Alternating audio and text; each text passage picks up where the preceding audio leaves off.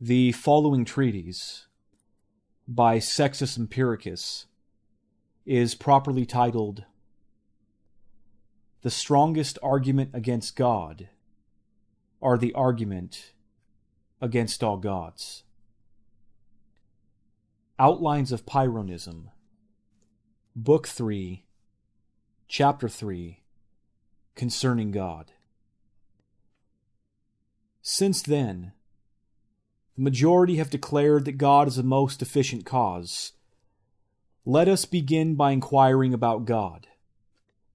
First premising that although, following the ordinary view, we affirm undogmatically that gods exist and reverence gods and ascribe to them foreknowledge, yet as against the rashness of the dogmatists, we argue as follows. When we conceive objects, we ought to form conceptions of their substances, as well as, for instance, whether they are corporeal or incorporeal, and also of their forms. For no one could conceive horse unless he had first learnt the horse's form. And of course the object conceived must be conceived as existing somewhere.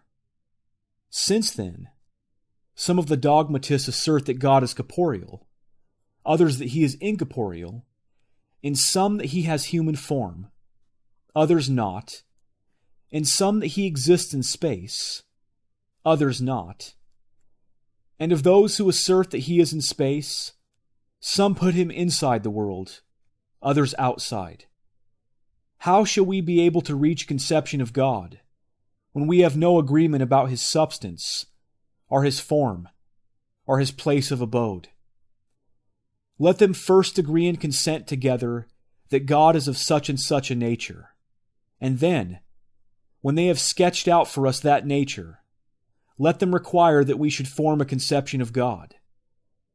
But so long as they disagree interminably, we cannot say what agreed notion we are to derive from them. But, say they, when you have conceived of a being imperishable and blessed, regard this as God. But this is foolish.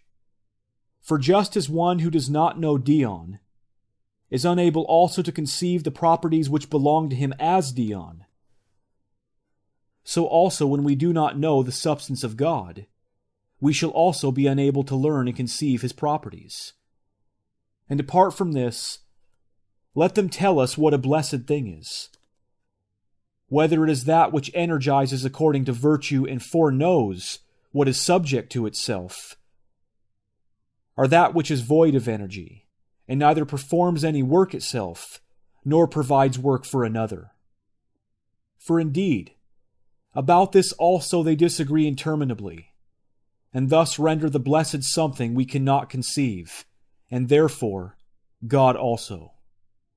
Further, in order to form a conception of God, one must necessarily, so far as depends on the dogmatists, suspend judgment as to his existence or non-existence. For the existence of God is not pre-evident. For if God impressed us automatically, the dogmatists would have agreed together regarding his essence, his character, and his place, whereas their interminable disagreement has made him seem to us non-evident and needing demonstration. Now he that demonstrates the existence of God does so by means of what is either pre-evident or non-evident. Certainly not, then, by means of the pre-evident. For if what demonstrates God's existence were pre-evident, then since the thing proved is conceived together with that which proves it, and therefore is apprehended along with it as well, as we have established, God's existence also will be pre-evident, it being apprehended along with the pre-evident fact which proves it. But as we have shown, it is not pre-evident, therefore it is not proved, either by a pre-evident fact, nor yet by what is non-evident. For if the non-evident fact, which is capable of proving God's existence, needing proof as it does, shall be said to be proved by means of a pre-evident fact, it will no longer be non-evident, but pre-evident.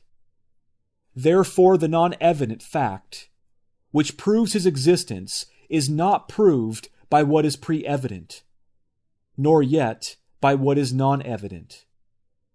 For he who asserts this will be driven into circular reasoning when we keep demanding proof every time for the non-evident fact which he produces as proof of the one last propounded.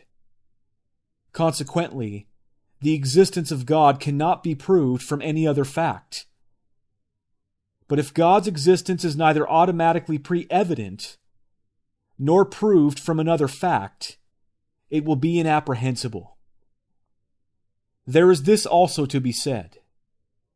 He who affirms that God exists either declares that he has, or that he has not, forethought for the things in the universe.